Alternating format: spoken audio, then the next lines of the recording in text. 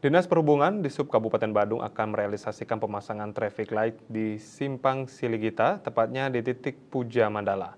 Proyek ini telah dianggarkan dalam APBD Badung 2025 dengan nilai mencapai 850 juta rupiah.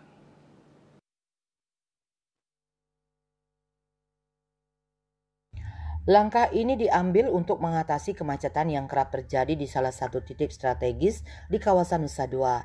Kepala Bidang Lalu Lintas Dinas Perhubungan Kabupaten Badung Imade Gede Wiryantara Adi Susandi mengungkapkan bahwa proyek ini direncanakan mulai pelaksanaannya pada Agustus 2025.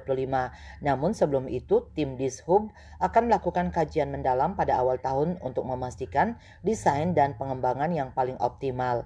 Simpang Siligita titik Puja Mandala telah lama menjadi salah satu lokasi yang rawan kemacetan. Meskipun sebelumnya telah dipasang warning light, lampu peringatan pertumbuhan volume kendaraan yang melintas di kawasan tersebut membuat keberadaan warning light dianggap tidak lagi memadai.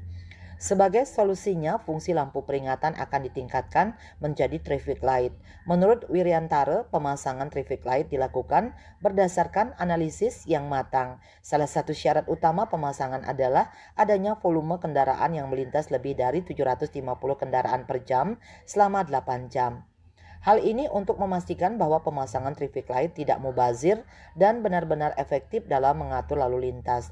Traffic light yang akan dipasang di Simpang Siligita merupakan jenis otonom dengan pengaturan fase tertentu yang telah disesuaikan.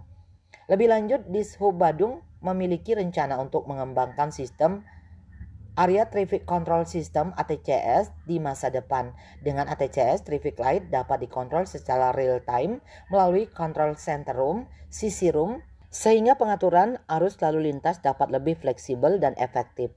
Meski demikian, ada tantangan lain yang perlu diperhatikan, seperti kondisi geografis di Simpang Siligita yang memiliki turunan dan tanjakan.